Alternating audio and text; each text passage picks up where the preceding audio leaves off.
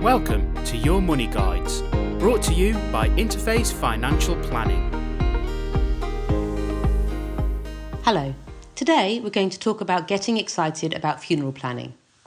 Funerals. Not the happiest topic, and neither is it one that you're likely to get excited about. But actually, you can get a little excited about funeral planning, and anyway, a catchy title means that you probably clicked on it if you're reading our blog. There's definitely one good reason to get excited about this topic. Finally, after 25 years of recommending funeral plans for clients, the FCA has at long last decided to regulate funeral plans. This decision will really bring funeral planning into the mainstream. All providers will have to be authorised by the FCA, and anyone providing advice on funeral plans will have to be regulated and get professional authorisation. At Interface, the company is well ahead of the game, but more on that later. So, if I've piqued your interest, read on to find out why you should be thinking about funeral planning, even if you're what Alan would call a spring chicken. The first funeral plan that Alan ever arranged was his mother's. He was happy with what was put in place, and so was she. And soon after, he organised his own. Since then, and that was quite a few years ago, Alan's arranged so many that he's lost count. He's also attended a lot of the funerals that he's planned, because those clients became friends over the years. Let Alan tell you, planning a funeral in advance takes the stress out of leaving it on your family's shoulders, especially at a time when emotions are running high. That's one of the biggest reasons why funeral planning is so important. Another thing to bear in mind is that the earlier you get your funeral plan in place, the better. You can go and forget about it and get on with life planning, doing all those things you want to do before you're no longer here, and making sure you have enough money to enjoy the rest of your life as you want to. Alan's written another piece about bucket lists that you'll find on his blog, and you might want to delve into it if you haven't already seen it. As a life planner, it fits well with everything else that Alan offers his clients. It tallies with life planning, because life planning is about planning to do things before we can no longer do them again. Alan is a member of the Kinder Institute. He constantly tells people to plan their lives and think about what they want to do between now and when they kick the proverbial bucket. The third Kinder life planning question asks, this time your doctor shocks you with the news that you have only one day left to live. Notice what feelings arise as you confront your very real mortality. Reflecting on your life, on all your accomplishments, as well as on all the things that will remain undone, ask yourself, what did I miss? Who did I not get to be? What did I not get to do?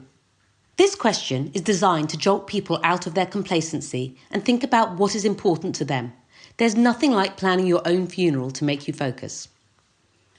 When Alan raises funeral planning with his clients, it can be exciting.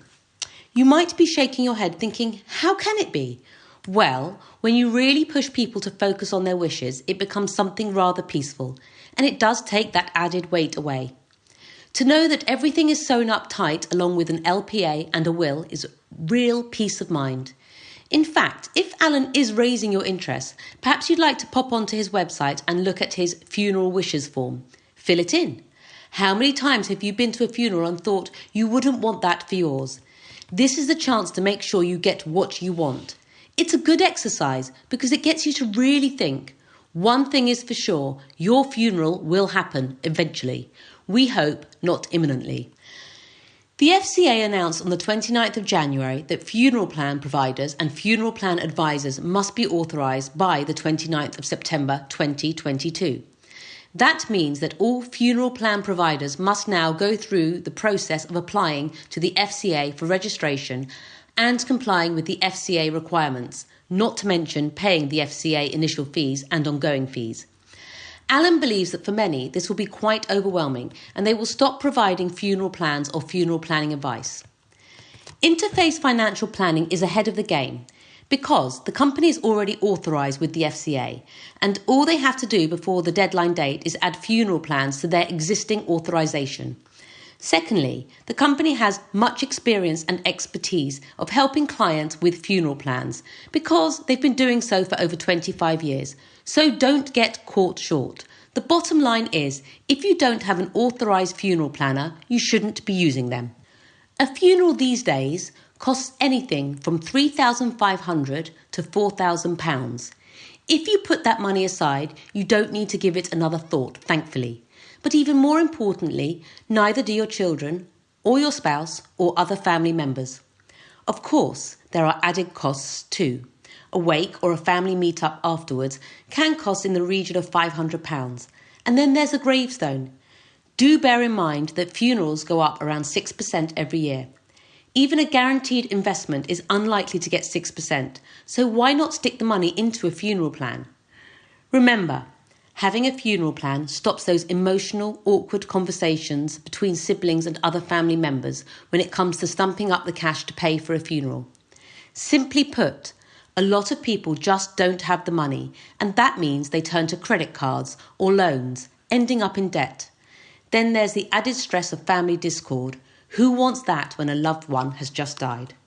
As Alan mentioned, there's no age to do funeral planning. However, he does urge you not to wait until you're seriously ill. Let's hope that never happens. And suddenly you only have a few weeks to live. That can be very harrowing indeed. Alan has a young client, and last year, at 47 years old, she decided she wanted to put a funeral plan in place. Being single, she didn't want the burden to fall on anyone, and she felt that she had no one to look after her, so she wanted to get it signed and sealed, safe in the knowledge that she would have a funeral, and one she wanted too. Don't just bury this away, pardon the pun. Please do make the investment. Alan bought his own funeral plan in 1993 and paid £1,150 for it. Today, that would cost almost £4,000. It's just a few quid every month, and you'll never have to think about it again. You can get on with happily planning the rest of your life instead. Alan could add that it's a great gift to those you leave behind, but perhaps that's enough excitement for one day. Thank you for listening.